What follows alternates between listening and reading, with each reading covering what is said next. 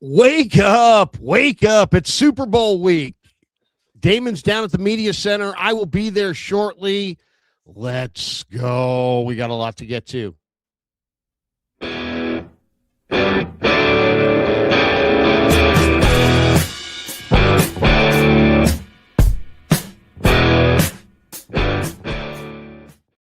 All right, Larry, it is good to see you. It's certainly good to be back here in a media center. Oh my gosh, it's already filling up. It is definitely day one of Super Bowl coverage, and we're just waiting for you to get down here, Krueger. You're the only man missing.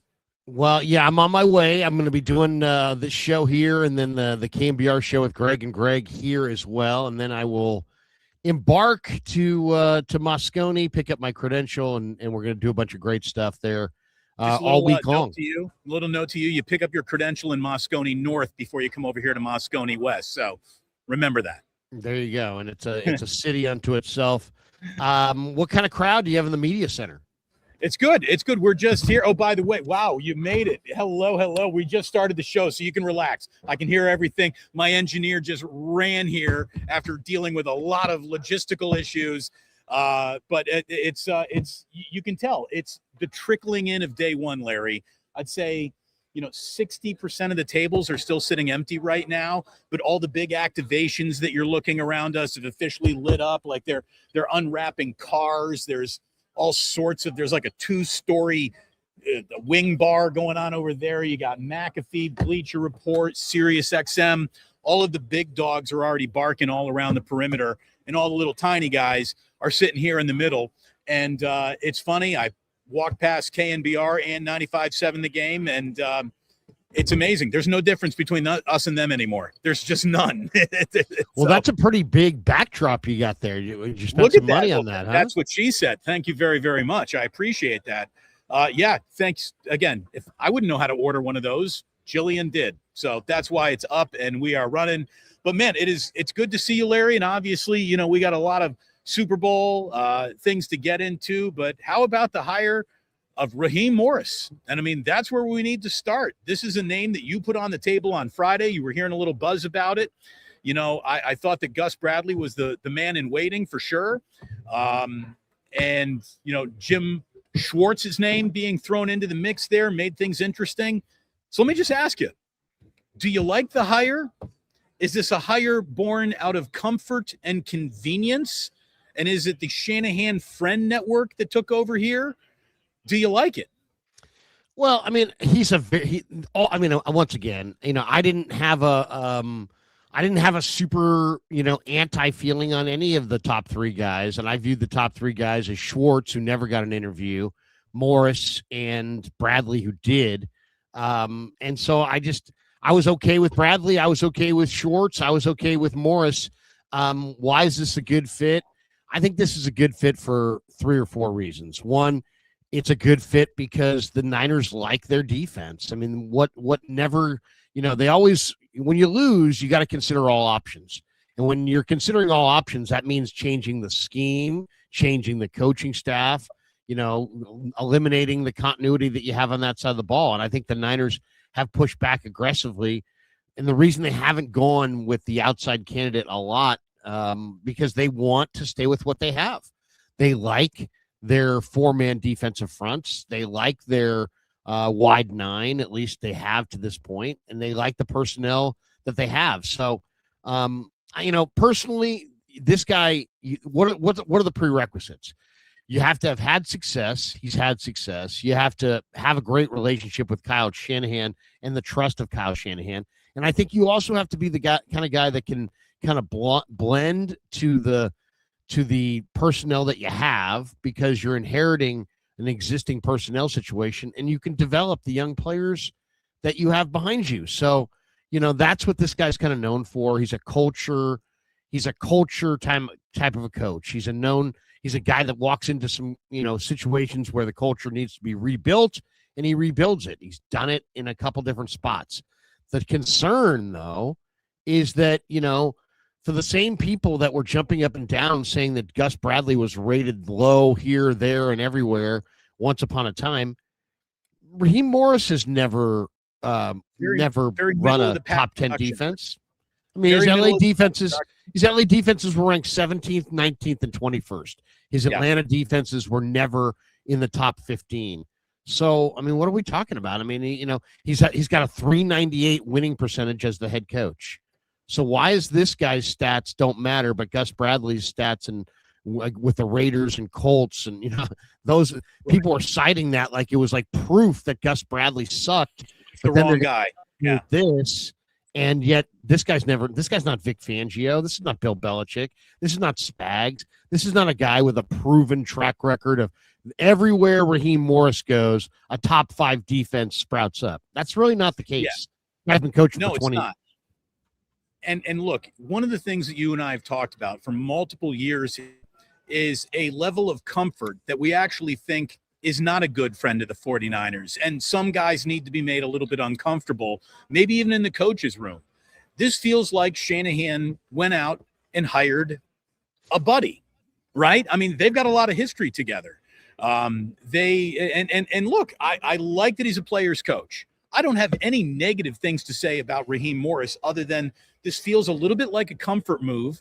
Jim Schwartz would have been a move that, had they made that would have created a little creative discomfort, which I think is something that you and I have been talking about for a while. Getting guys frosty again and on their toes. Look, he is obviously experienced. I mean, the man's resume is a long one and in many ways is impressive. He's been a coach for a quarter century. He was the head coach of the Falcons for the last 2 years when the defense really was one of the best things about them. A defensive coordinator of the Rams when they beat the Bengals in the Super Bowl and had Joe Burrow and company to just 20 points. Before that, he was an interim coach with the Falcons. So obviously, he made a good impression upon them enough to move off of him as an interim coach, but then bring him back as a head coach. That speaks to his likability and how much of a people person he is. He is a defensive backs coach, first and foremost, which I think, has been the strength of this defense, probably due to injury more than anything else. But with a young defensive backfield, this is great news. I think if you're Upton Stout, Diamador Lenore, if you're Malik Mustafa, you're very, very happy with this hire. He was the head coach of the Tampa Bay Buccaneers at the age of 32. I think that's the youngest NFL head coach hire ever. He was, before he got elevated to the big chair, he was their defensive quality control guy when Shanahan was their offensive quality control guy. And that's where their relationship was born, on a Gruden Super Bowl winning staff in Tampa Bay. So winning the big game is something that he's been a part of. And that's not to be just dismissed when winning the big game is something that this coaching staff, for whatever reason, has tripped over a couple of times. But I think it's a little bit of a comfort hire, Larry. Now, the comfort hire that works out great, no one will complain about that. I mean, but it's a little bit of a surprise to me. I really thought it was Gus Bradley's job to lose, and I hope that he plans on sticking around, or will that be redundant since Gus Bradley and his specialty is the secondary as well? Will the two of them coexist? Well, there's a new wrinkle this morning, and that is that the 49ers, Daniel Bullocks, has officially moved on. So Bullocks is not going to be their DB coach. Okay. Daniel Bullocks is the Packers are, according to CBS Sports, the Packers are expected to hire Daniel Bullocks, the Niners defensive backfield coach. So does that mean Raheem's going to coach it himself? Does that mean that Bradley is going to coach his DBs? We'll have to wait for the other shoe to drop on this, but Raheem Morris is known as a defensive backfield coach. That's what he's, that's his strength. So, and he's also thought to be a guy who can really develop young talent. You saw Kobe Durant develop in LA. By the way, I do expect Durant, the Niners to probably go after Durant. Kobe Durant was really tight with Raheem Morris, and, he really grew up under Morris. He's a free agent. He's a corner. You can never have enough good corners. I could see Kobe Durant being the player, and maybe David Onyemata as well, a veteran defensive tackle. I could see those two guys potentially following Raheem Morris here. I mean, I don't think there's anything not to like. I mean, this guy's proven that he can adjust his schemes to fit his personnel. He's a respected leader. If you saw the Falcons players when he left there, when they dumped him, they were emotional about it. I mean, he has built relationships there. Now, what has he been criticized for? He's been criticized for some of the same things that Kyle Shanahan has been criticized for: clock management in game. His defenses, have always ranked kind of mid-pack, 25th in yards per game in 2024, 19th in points per game allowed in 2024. He's a sub 500 coach as a head coach. So there's that. But he is a guy that connects with the players for sure. He can blend, the modern blitz packages with sound zone fundamentals. That's the other, I think, big key that nobody really talks about, is that you do have zone and man personnel. And the 49ers have been drafting, they've been playing predominantly zone. And so if they brought in Schwartz, that was going to mean that they were going to probably play predominantly man, which would change the foundation of what they do and maybe would impact some of the players that they have. So, you're going to see a lot of cover 3, a lot of cover 4, and a lot of zone. And the Niners are used to playing zone. They've been a predominant zone team. So I think it makes sense from that standpoint. Raheem Morris has run an awful lot of 3-4. I mean, will we see the Niners look to more, not a full-time, but this is something I talked about a couple years ago, them being more of a hybrid defense where they're coming from a wide 9 and now moving to 3-4 and sometimes going 4-3. I mean, I think you need to be versatile. And if Raheem Morris brings in just different upfront looks, that could be a very interesting wrinkle. And then how the existing personnel fits into that. And then how they would go about prioritizing drafting defensive players around the concept of we're running a little bit more 3-4. That could be pretty interesting. Well, he's known, he's done it all, right? He's run a 3-4, and then at times he's run a 4-3. So I think you are going to see, a more versatile scheme, whether it's still a 4-man front or if you see some kind of hybrid scheme, as far as the fronts are concerned. I think you're going to see definitely a more versatile deal. My guess is they're going to stay with the 4-3, but expect to see more stunts and movement up front than you've seen. Expect to see more robber looks. With the safety where they're disguising coverage, and you got the safety in the middle of the field pre-snap, and then all of a sudden he rotates into something else, or you have somebody who rotates into a robber roll middle of the field, late. After the snap, movements. I mean, you're going to see that. I think you're going to see a lot more simulated pressures. I think sim pressures are a big part of his game. He's going to show you. I mean, it's all the same way that Fangio was the master of disguise. I mean, the best defensive coordinators in this league are sound with what they do, mix modern blitz packages, give you a bunch of different eye candy and things to look at and think about, but then are very sound across the board in what they do. And I think anytime I've talked to Shanahan about, what you like about a defense, the word sound will come up. He's looking for somebody who can be a little bit more variable, I think, than what Gus Bradley had proven to be, in his different stops. Somebody who's going to be a little bit more, in line with the modern blitz packages, but still very sound in their approach on the back end, playing a lot of zone, heavy zone schemes, more physical defense, probably a little bit more versatile in their blitz packages. But I think that's what we're going to see. I mean, and most importantly, this is a guy like Shanahan. Shanahan has great experience on both sides of the ball. So does Raheem Morris. He was a wide receivers coach. He's been a passing game coordinator. And I think that experience as an offensive coach has helped him become more adaptable. I mean, give you an example. He likes to use 4-man defensive fronts. He's not a blitz happy guy, but Atlanta this year was second in the NFL in blitz rate. Hold on. We're getting a party crash right here. Look at this guy. Look at this guy. Krueger, you're our first guest today. How are you? That's bro? right. I'll be there. How you been? How you been? I know we've been talking. I'm good. How are you? I'm doing great. Stole a hat. Great Greg Papa, the voice of the 49ers. Great to see you, Greg.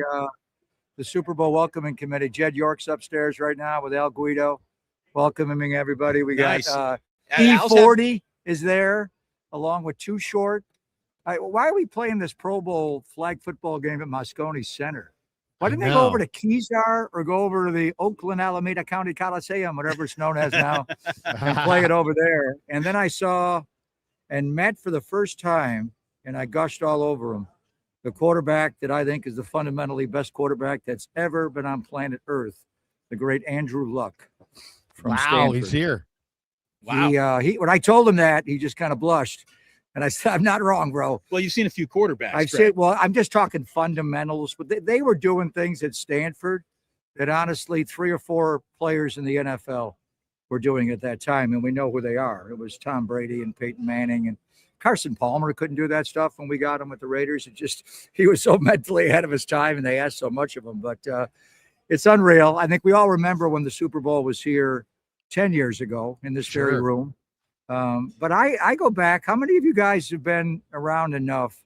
Because I'm watching the rise of the 49ers, and I've watched the first 2 episodes a couple times. How is it? It's fabulous. It's great. There's a lot of video that I've never seen, which is saying a lot because I've seen it all.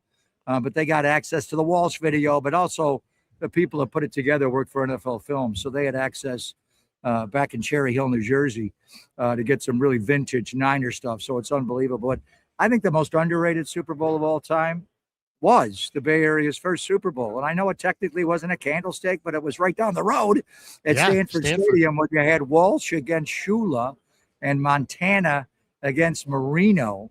And that was Dan's first full year, 5,048 yards and 48 touchdown passes. I mean, and the way they shut him and the Marx brothers down. But I wasn't here. I was in Indiana doing the Pacer games. You guys recall? But you weren't in the Bay Area then. No, I was in the Bay Area. Were you in Indiana? I wasn't even in Indiana then. You weren't? Were your parents dating by then? Or no? Where were you then? I mean, that's the Super Bowl. Oh, I was there, man. I was there. I was there. That was a foggy, kind of a cool ground fog day in Stanford. Carl Monroe got an early touchdown. Roger Craig might have been the best player on the field. Remember that pass where he rolled to the right? That may have been all the passes that he's made in his career. That's the one that impressed me the most. Rolling to his right and just fired over the top right to Monroe. It's such a well done documentary. It's amazing. They go from the beginning and they go game by game, and it's just that who's prominently featured. Z-Man, Michael Zagaris. I was going to say Ron Barr. Ron Barr. Ron Barr. And a bearded Ray Barr Ratto. is Ray Ratto.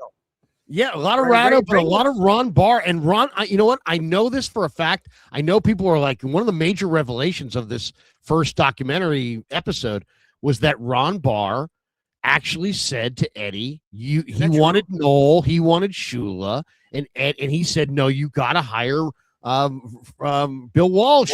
And Ron had been doing the play-by-play, and he got Eddie to hire Walsh. Now, I know it sounds crazy, but Ron Barr tight with Eddie D? Where was he hanging late at night? I want to hear those stories. Seriously. Well, you know what? I may get him on Niners Nightly, because I was there when Eddie gifted Ron the Super Bowl rings for Super Bowl 16, 23, and 24, or 19 and 23, excuse me, and gave them to Ron with a beautiful handwritten note. Without you, I never would have found Walsh. Ron influenced Walsh, or influenced Eddie to bypass Noel, because Eddie was thinking Shula, Noel, the greatest coaches of the 70s. I got to get this turned around. To trade for him. How the hell would you get him out of Pittsburgh? Well, I mean, Eddie was thinking big thoughts, right? Because Joe Thomas had leaned on Joe Thomas. Joe Thomas was a Youngstown, Ohio guy. Can't refuse. Joe made him trade for O.J. Simpson. He traded 5 draft picks for O.J. Simpson, who was broken down. One of them down. was Tom Cousineau, #1 pick in 1980. Never played. One of them was Joe Cribbs. Remember Joe Cribbs? I just can't believe Ron Barr wasn't full of shit all the times he said that I helped build this. That was my inclination, was that Ron said was full of shit. Yeah, I get that. I can honestly say I saw Eddie, and Ron had a show where Eddie was there in studio, and he corroborated the entire deal. Ron told Eddie, hire Walsh. He hired Walsh, and after Walsh won the 3 rings, he gave Ron 3 rings as a thank you.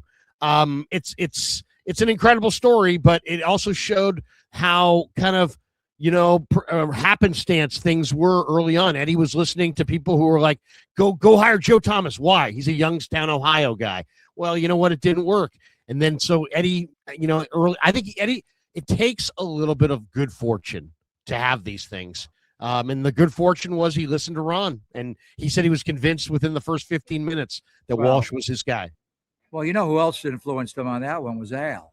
Yeah. And the real story is they didn't want to let Eddie Sr., the old man, into the NFL because of his business ties. Right. So Al pushed to get the son in. When you say business ties, do you mean other kinds of no, the NFL had a bylaw at the time that didn't allow people to own multiple sports franchises. So he owned the Pittsburgh Penguins at that time. Although Jack Kent Cook did, obviously, a little bit later, but there were other reasons. But anyway, and Bill Walsh was on the Raiders staff.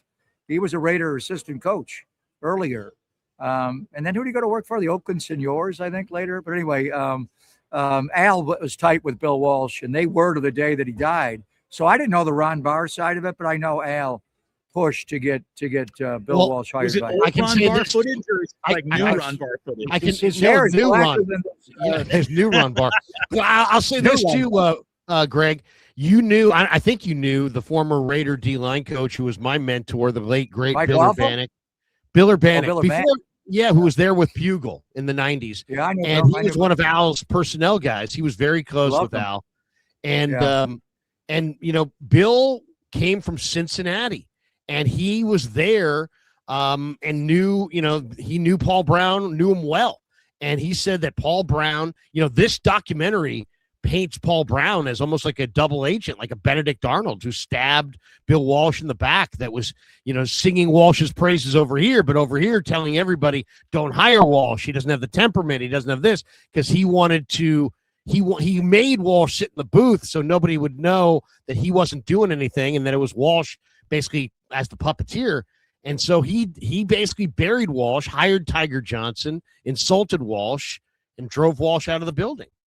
Right into the arms of Eddie DeBartolo. And it was the one that they didn't mention. It was an injury to Greg. What was his name? The big, strong quarterback. Carter? No, Cook. Greg Cook. Greg Cook. They had Virgil Carter and they had Turk Schonert on that team. Greg Cook was Bradshaw. He was going to be the next big arm, strong, deep down the field quarterback that Cincinnati got. He had an arm injury and couldn't throw the ball, so they wound up going to Turk Schonert and later Virgil Carter and later Kenny Anderson. Yeah, who I think may go in along with Roger Craig into the Hall of Fame on Thursday. But has that been announced yet? Did Roger make it? No. We'll find out during. That was a revenge game. Super Bowl 16 was very much Bill Walsh against Paul Brown revenge game, and it was incredible. Greg, I got to get your quick thought on that game. By the way, I was there. I was at that game in Pontiac, Michigan. Were you? You're lucky that you got in. It was like negative degree. Will McDonough. Remember, Will Sean's father worked for. The Boston Globe, and he worked for NBC. He got us. Sean and I are great friends, and we drove from Syracuse to Pontiac in a snowstorm. I drove into Canada most of the way, going 120 kilometers. That's kilometers. Yes, it's kilometers. That's what Brandon Ayuk said. Exactly. The Tasmanian Devil. But anyway, we were at that. I was actually standing on the 27-yard line on the 49ers sideline. My job was, in case anything happened, to let the league know. I stood right beneath Joe Montana's grandmother and a woman who was Miss Universe at the time. Sean Weatherly. Gorgeous Sean Weatherly, Dwight Clark's girlfriend then. So I kept going over to chat up Mrs. Montana, like, how are you, ma'am? And I really wanted to get another look at Miss Universe. Anyway. Raheem Morris, Greg. give us a quick thought on Raheem Morris. Yeah, I think I was telling you guys last week, it all changed when Arthur Blank fired him, and he was available. They were going to go Gus Bradley. I don't think Jim Schwartz ever. He was in the mix a little bit, but he's still under contract to the Cleveland Browns and the Haslam, so they didn't want to deal with that hassle. But it was going to be, would Raheem get the Arizona job? And, another good friend of ours, Mike LaFleur, was with Kyle, and that was the Mike and Mike show. Mike McDaniel ran the running game, and Mike LaFleur ran the passing game, and he wound up getting the Arizona job. So once that was done, I immediately thought they're going to get Raheem. I'm not sure Raheem would have taken that job or if it was offered or what the deal was, but it was all incumbent on him not getting the Arizona job, and that all went down fast. So the question now is, with his background, because he's not so much, a Gus Bradley, Robert Saleh, covered three, and they've gotten away from that, as you know, Larry, and a lot of snaps, just about year by year. But will this open it up for the Niners to vary their defense? I'm not going to say they're going to go to a 3-4 with Nick Bosa. You don't want him buzzing out into coverage like they made his brother do in L.A., but I think it will open it up for some fresh ideas, because Raheem is not strictly a 4-man front, 3-man cover three behind. Just talking about that before you came and joined us. Do you think Gus Bradley stays, or might he take his bag and go now? Well, I think he was kind of, that was the whole thing. So if he has a chance to go somewhere, and I thought the only way this may fall apart without Raheem Morris would be if Gus went to join Robert Saleh in Nashville. The problem is Saleh is going to call plays. He made a mistake when he was in New York and didn't call plays. So he's going to call the defense there. So Bradley wouldn't have that role. There are a couple of other spots he may go to, but I think it's probably unlikely that Bradley would stay with the 49ers and he would move on, unless there's nothing there. He's under contract still. But we'll see if he reunites with Saleh or if he hooks on, because how many Kyle Shanahan disciples do we have out there now? We have Kubiak's going to get the Raiders job. LaFleur has gotten the Arizona job. Between Sean McVay and Kyle Shanahan, I counted up last year, I think it was 18 of the 32 teams were running a version of that. What's it now, 24? Well, there are 4 former McVay assistants who are now head coaches. And how many Kyle ties do we have? Right. A lot of those guys have Kyle ties. LaFleur.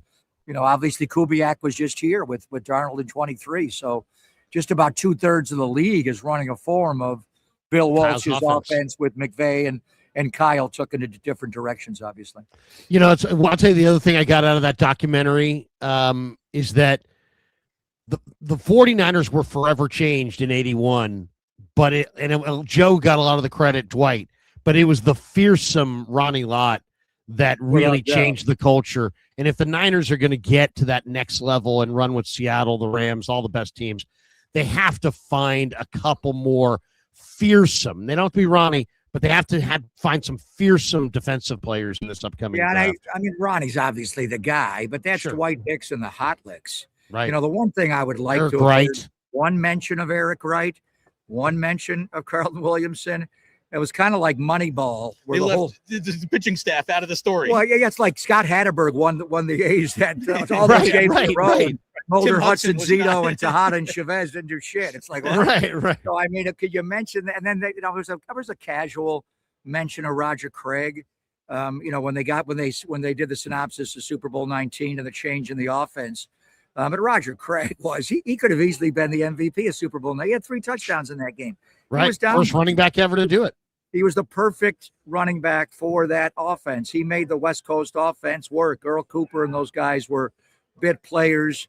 Bill Ring they had early on, and then Delvin Williams and Roger was actually a fullback. I mean, they were good players. Roger Craig made that all work with his high knees and his big eyes, and to take that short pass. And the one line Tom Brady had was really insightful. Was if you run the ball and gain 4 yards, the defense is thinking, why'd we give up 4 yards? It should have been 2. But if they pass the ball and they only get 4 yards, you think, wow, we rallied up and we stopped them on that play. But you get 4 yards, you get 4 yards, you get 4 yards, first down, you get 4 yards. It was just, I never looked at it that way, where the defense is geared when they drop with the linebackers and fill behind. They don't want to give up 14 yards.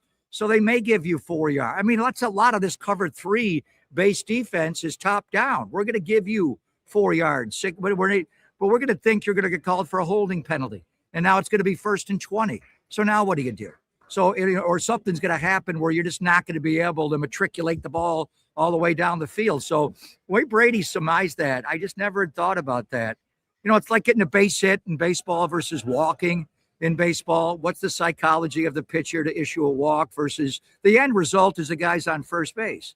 The end result in football is you picked up 4 yards.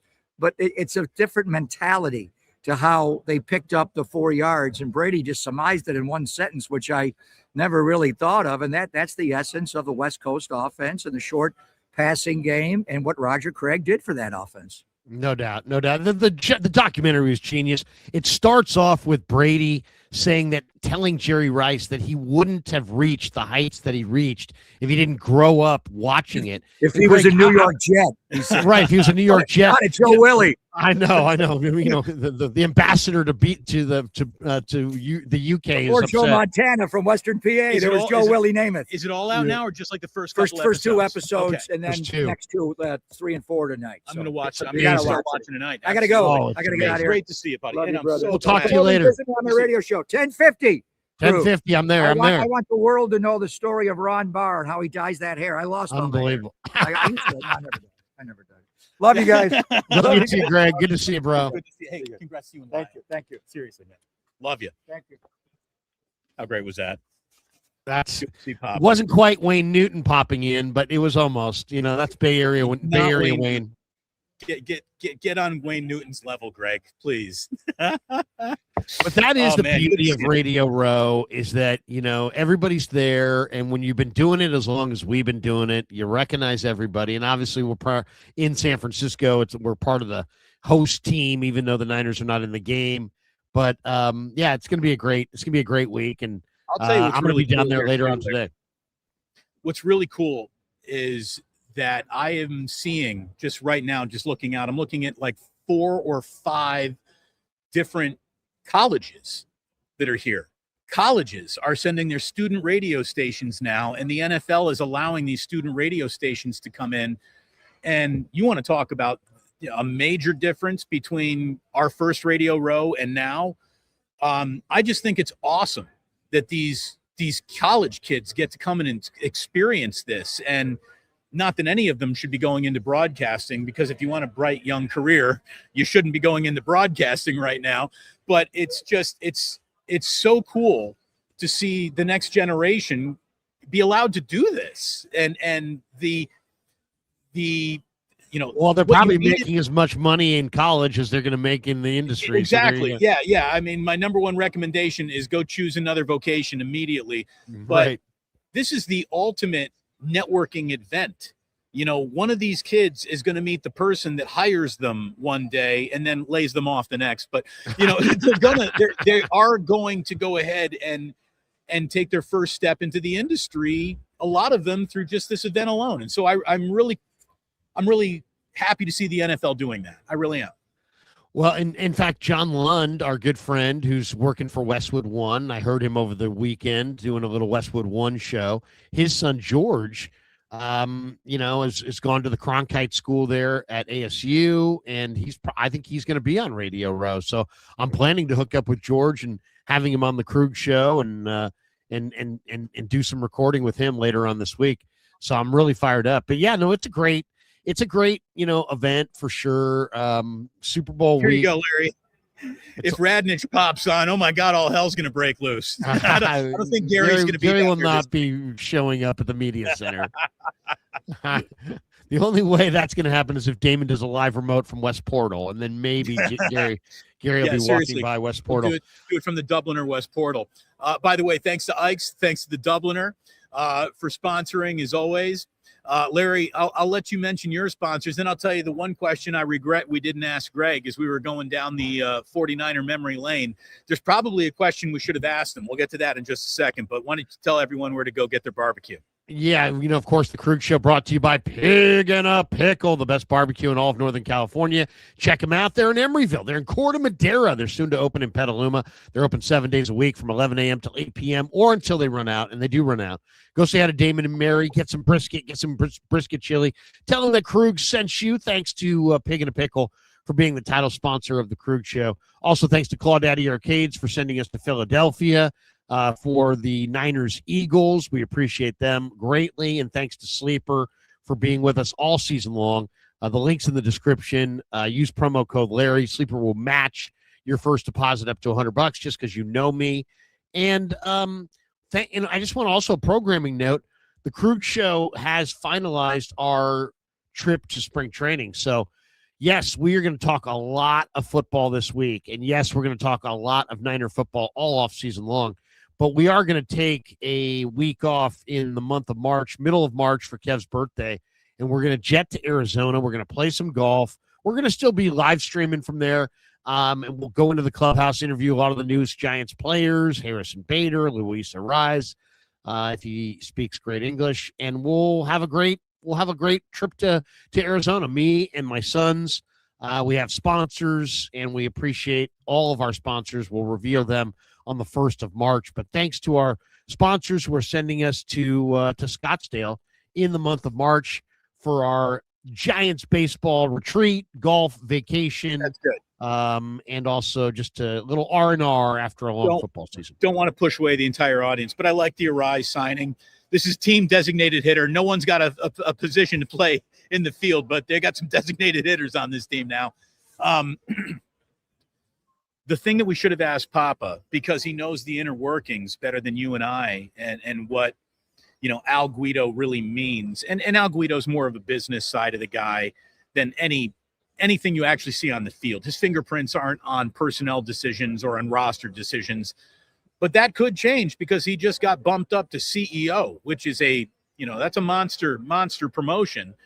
That's sort of the golden parachute that I thought you and I would have liked to see maybe John Lynch get offered if they were going to go in a different direction in the personnel department. We should have asked Greg, but what do you think Al Guido getting bumped to CEO means, will a single fan notice at all when they're watching the 2026 Niners that the CEO is different? Probably not. No, first of all, it's not like it's just in and of itself, it reveals, anything, because it's just a changing of titles, and we would have to know, because, from being within, exactly who's doing what and the read on this. My initial read was that Jed would be doing less, that Guido, will be kind of like their point man, and that Jed might be a little bit more removed from the day-to-day decision-making, and it would be maybe a trust play for Guido.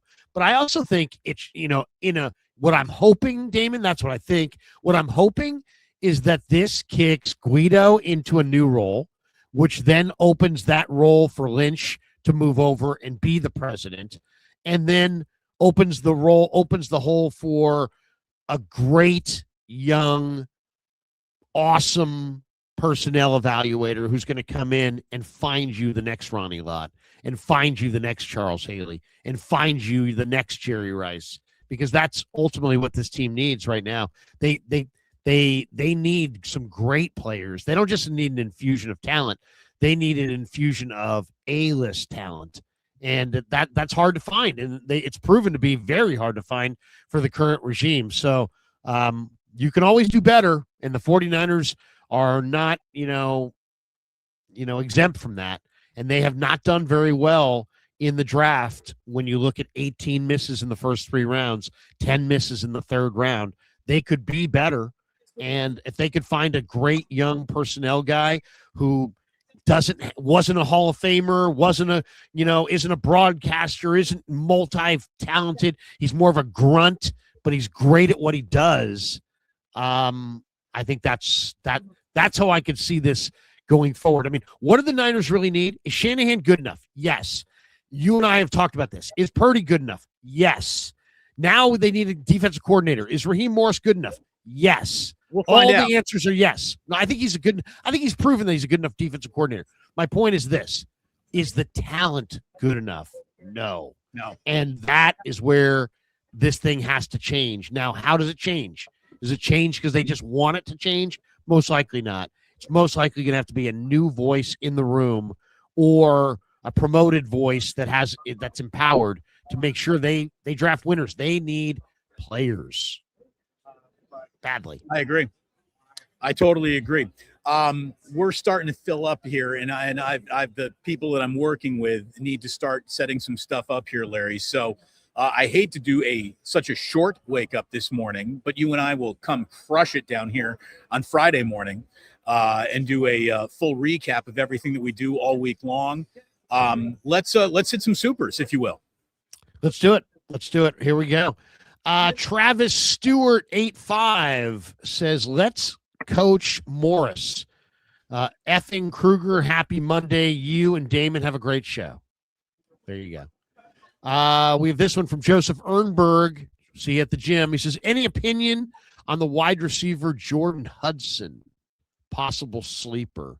Isn't that Belichick's girl, Jordan Hudson? Yeah, Jordan Hudson. Yeah.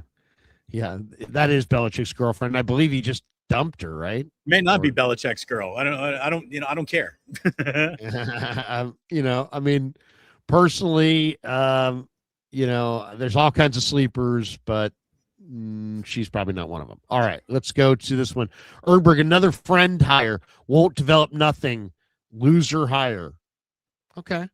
I will say this. It's like the Niners are always looking to make Kyle Shanahan more comfortable. And this is, first of all, you can't call it a comfort hire because he's been too accomplished. The guy's won 2 Super Bowls. The guy's done good things. But you could definitely say, if you're going to point to Gus Bradley sucks because of these stats of the past, then how can you not point to the fact that Raheem Morris has never coordinated a top 10 D, let alone a top 5 D? When you talk about making the Niners a little uncomfortable, what you're talking about is pushback and a little change. Now, if Raheem Morris comes in and makes them more scheme dynamic and implements a few sets where they're running a 3-4 and they're not always in a wide 9 and they're still playing very base, or maybe they do blitz a little more, maybe what we talk about as the uncomfortable hire will just be represented in a little change. And that's all we're really talking about. Just doing something a little bit different. As Papa was saying, a third, if not more, a third of this league, a third is more than a quarter. So there you go. But everyone is kind of doing what the Niners do, right? Everyone's got a version of what Shanahan and McVay are doing. Every single offensive coordinator has been studying the Kyle Shanahan running game. And maybe this will be the zig to that zag. So, look, I don't dislike the hire. I hope a little change is implemented because I think the Niners need to do a little something different. Well, here's the other thing that I'm hoping for. Maybe Raheem Morris has a good eye for talent. And why do I say that? Well, look, last year in Atlanta, they added Xavier Watts. He was one of the best safeties in football this year as a rookie. Billy Bowman, really good nickelback at Oklahoma. Jalen Walker, James Pierce. Pierce had double-digit sacks. Walker, was really, really good. Those are 2 3-4 edge rushers. I don't know if they're going to run the 3-4 here, but maybe Raheem's got a good eye for young personnel, and that would be my hope, that maybe he can add to their mix as far as getting players, because that's what they need. They need players. We have this one from Jair Brown. I think he's sticking around, and I bet you he hopes he's sticking around based on this hire. And if you're Malik Mustafa, if you're Upton Stout, you should be thrilled with this hire. All these young DBs who need to develop, now you got a really great coach. Obviously, they moved Bullocks on. So, I would imagine Raheem's either going to coach the DBs himself. Wilkes coached the linebackers, but also had a big hand in the DBs, so it's like, I would see Wilkes coaching linebackers on the field, but then he would, spend a lot of time coaching the DBs. So maybe they feel like these guys need to be, a better coach than what they had. They definitely, Raheem Morris is thought to be a very good defensive backfield coach. And he developed, some good players. Kobe Durant, I think I could see coming over here. DeBig says, what does Al Guido really mean? We're going to find out. But I think that, we don't really know. All I can say is these organizations are getting bigger and there's more responsibility. It could mean that Jed's taking a step back and Al's going to assume Jed's role. It also could mean that John's role is going to be more of Al's role, and that they're going to hire that scout, or maybe even a promote Tariq Ahmad or Josh Williams. I wouldn't be. To me, that seems so Niners. Like what's the Niners? If I had to predict what the Niners would do, I would predict that they would move Lynch into more of a president's role and tell Josh Williams, you're the new general manager. That would be my guess. I'm not saying it's the right move, but I could see that being the move. Slow Civic Garage. Why don't we ever see any white defensive coordinators? Vic Fangio just called. He said, "What the fuck?" Vic Fangio's about to retire, I heard, right? Well, there's a lot of talk about that. Chase Sr. was talking about that. Vic Fangio, which is probably, if you said, why did they go with Raheem Morris? Schwartz has experience in Cleveland, in Philly, and they may have seen that the Haslams were going to drag their heels and want compensation. They may have also seen that they were going to get involved, most likely against Howie Roseman, in a bidding process. I could see Schwartz replacing Fangio in Philly. So I think that's very possible. Hawaii, Olio, is that oi? No. Hawaii, Oli. Opinions on tight end Oscar Delp. Will Kasarik leave? Oscar Delp is the Georgia tight end. I mean, they have, Lucky Lawson or Lawson Lucky or whatever. They've got about 3 different tight ends that are draft eligible. I like him. He's got good receiving hands. He's an athletic player, but he's not like my favorite tight end in this draft, but I do like him. He's a decent, and I don't think Kasarik's going to leave. I think Kasarik is here. Much Oscar Delp film. I have no opinion. Give Damon some time. Ernberg says, taking a public speaking class at DVC. Any tips? Yes, I do have a tip because I did take public speaking at Sac State. Here's how this works. Okay, Ernberg, this is real basic. As soon as somebody stands up there and looks embarrassed, awful, awkward, struggles mightily, you pop up and say, I'll go next. That's the key to public speaking. Go after somebody who blows it, because follow a terrible opening act. Yeah, lower the bar. Do not come on after some great orator of our time, because then a couple of knows and people will say you're an idiot. Don't want to follow Wilt or you don't want to follow a great speaker. You don't want to follow Barack Obama or something like that, please. Yeah, but here's the deal. Since Joseph is like one of the most negative persons that has ever appeared in our chats, maybe drop back the negativity. As you're public speaking, don't let everyone know that everything you look, enjoy, and try to talk about sucks and is awful and is trash can emoji. Try that. And also, I would say, Ernberg, the most beautiful girl who in the class, after she speaks, as she's walking back to her chair, you say, "You did a great job. That was fantastic. That was fantastic." And that will help you, Ernberg, win her over. We have this one from Dale. Will Morris get to have his defense, or will he be forced to adjust to what's left of Salah's defense? Don't get Wilkesed. Yeah, no, I think he's going to be able to. First of all, what is Morris's defense? He's coached a 4-3. He's coached a 3-4. I think he's kind of proven that he's a chameleon, that he's adaptable. So I think, believe me, I'm sure they said to him, this is what we want. We like our defense. We like our coaches. We want some new wrinkles, but we also want some continuity. So keep Johnny Holland, keep Chris. You can move on from Bullocks, and I think that's probably what we're going to see. Fuji says, your picks to win the Super Bowl this Sunday. I like New England. I think New England is I'm rooting for New England, so it's a little bit with my heart. But Sam Darnold is going to be a Sam Darnold when it's all said and done. New England is going to shut down K9 and force Darnold to beat them. And he may, but they also have Christian Gonzalez and a really good defense. They're great at taking one thing away. JSN is going to be the thing they try to take away. I think it's going to be a really good, hard-fought, low-scoring, mucky kind of a game. And I think Drake May is going to be champion at the end. Larry, I see it the other way. I think it's Seattle. I think it's Seattle loud. I don't know. Is a 10-point win a blowout? Yeah, well, I think it's Seattle, and I think it's Seattle loud. I've been trying to talk myself into New England. I can't do it. I think it's Seattle big. But the thing about Seattle, did their defense look overwhelming last week against the Rams? Not really. I don't think the Patriots are bringing anything to that party offensively like the way the Rams did, and that's also divisional familiarity. Did the Patriots average like 27 a game this year or something? I mean, the Patriots had a pretty good offense. I don't know. I think that the Patriots are gonna. I think both defenses slow down the others, and I'm looking at a hard fought, turnover kind of impacted game. I'm thinking like 20 to 17, low scoring.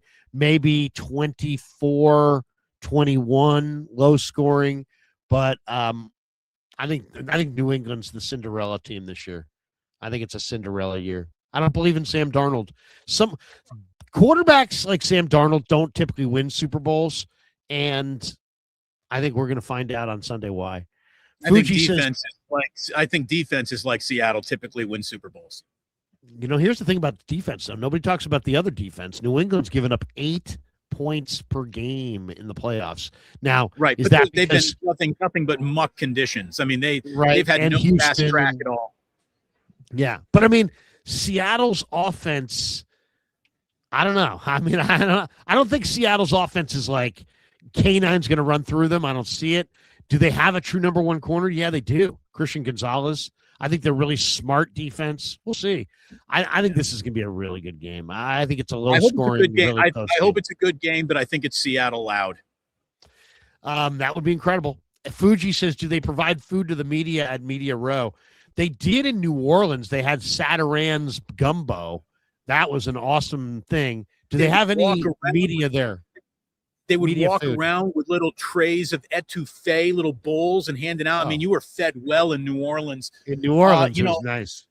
At some point, Ike is going to show up here and give away like 1,000 sandwiches. So he's going to be feeding the people on Media Row. But no, I haven't seen any. Excuse me. I haven't seen anything that is I've not seen the cocktail weenie tray walking around the Radio Row yet. They try to keep the food away from us. Fuji Simeon says, Larry, tell us more about Eddie D when he was owner. Well, I mean, Eddie D was thought to be a party boy. He was a young guy in the 70s that nobody had any confidence in. Then he hired Joe Thomas, and people had no confidence in him still. And then, he hired Bill Walsh, and smartly he allowed Walsh to do his thing. And Eddie really was just always created the urgency. But, Eddie D became a great owner, and he became a great owner because he hired the right football guy. And you know what Eddie D also didn't do? He didn't sit there. It wasn't Eddie D. Eddie D ran the thing. It was the Yorks that promoted Jed. Eddie D didn't just say, hey, I've got a daughter, I've got a son, they're going to run this thing. No, he let Bill Walsh, a football guy, run it. Joe Lacob, maybe there's a lesson to be learned from that. Maybe, the Jerry West, the Bob Myers, the Travis Schlenks, the Larry Rileys, maybe they were the reason that you found Draymond and, Steph and all these guys. Maybe it wasn't Kirk Lacob. Kirk Lacob didn't build this. Maybe it wasn't your kid. Maybe it wasn't you. That's the thing. I mean, Eddie D never tried to be the general manager. And I think that was a major key of his greatness. He knew what he didn't know. Joseph Ernberg, Hudson is an SMU wide receiver, gives Debo vibes. I'll have to check him out. I did see a number of really exciting wide receivers, though. I mean, this is a great, wide receiver class. Jordan Tyson, Carnell Tate, Mekhi Lemon, Denzel Boston, Kevin Concepcion, Chris Bell, Zachariah Branch. All these guys can play. Jeremy Bernard, your guy, Elijah Surratt, Malachi Fields, Chris Brazell from Tennessee, Ted Hurst, Omar Cooper from Indiana. There's a lot of good receivers in this draft. A lot. And you got to hit on one or two because you need a couple. Fuji says, if you're the Niners, don't draft any. You're terrible at drafting wide receivers. Go buy some proven NFL talent that Kai will actually play. I'll tell you one thing I would do after watching this weekend and looking at some of the free agents and the whole deal. If I were the Niners, I know it would be unpopular, but I would come back next year with a 3-headed monster of David Montgomery, who I sign away from the Lions. Supposedly they're going to let him walk. He's going to be a cap casualty because of their cap. They got an ugly cap situation. So I would sign David Montgomery. I would have Christian McCaffrey back. And guess who my third back is? Your guy, Kalen Black. I was so impressed by Black this weekend in the Senior Bowl. He's small, but he has got the heart of a lion. And if you put him and Montgomery and CMC, three-headed monster, you could win the Super Bowl with those guys. I really believe that. That kid is special, absolutely special. And then you're going to have to convince Kyle to not just run one guy into the ground 450 times. Right. This one from Fuji. Public speaking is the art of BS, an SI special. David Rio Roby, Justin Smith free to teach D-line some tricks. Well, you could always have a back. Camp. Yeah. Fuji Simeon, tip for public speaking. Before you speak, take a shot of liquor, courage, or take a gummy well before, and you'll be fine. That is the Reardon way. Yeah, that sounds like. I'm going to tell you right now, the shot is going to do you better than the gummy because those milligrams could hit you funny, Larry. And the next thing you're up there just going like, "Hey, everybody, what's up?" hey, just like that for like, just you. You're pointing at the teacher. This class sucks. No, I'm just joking. I love it. We have one more from Fuji. Potential 49er play international game next year. Yeah, I see that they're leaking some international games. I saw the Saints and Browns are going to play the first ever NFL game in Paris. I thought I saw that today. I think I saw some other international site, but the teams weren't announced. So I bet you we'll know more about that this week. And I mean, if the Niners are going, they're probably going as the road opponent because they're not going to take a home game away from them. By the way, I bet you anything we're going to hear about this. Did you see that the Seahawks are going to be in the Niners? The Seahawks are going to be in the home team is the AFC, but the AFC is going to be in the visitors' locker room. The Seahawks are going to be in the Niners' locker room. I guarantee you somebody is going to point out the fact that the visiting locker room and the home locker room are worlds apart as far as size.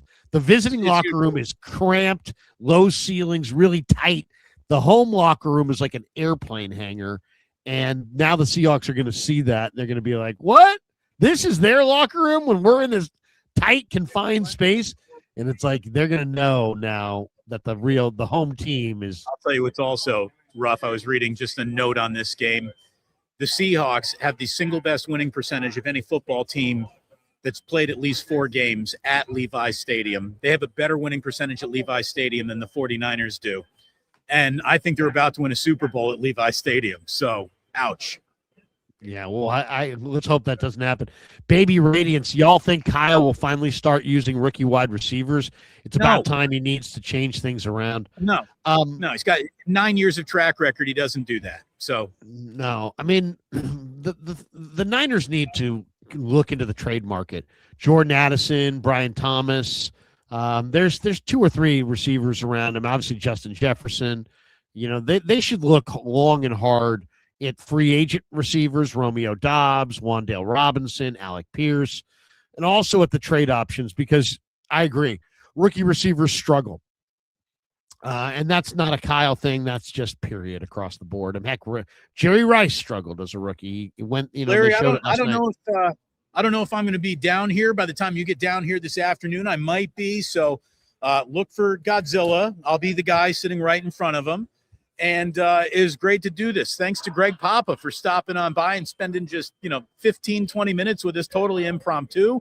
I didn't even have time to get him a chair. He just took a knee. Someone was like, is Greg sitting on your lap? No, he wasn't. But that's the first time I've actually physically seen him since, the scary diagnosis. And, man, he looks really good. He looks – I'm happy to tell you that Greg looks good, man.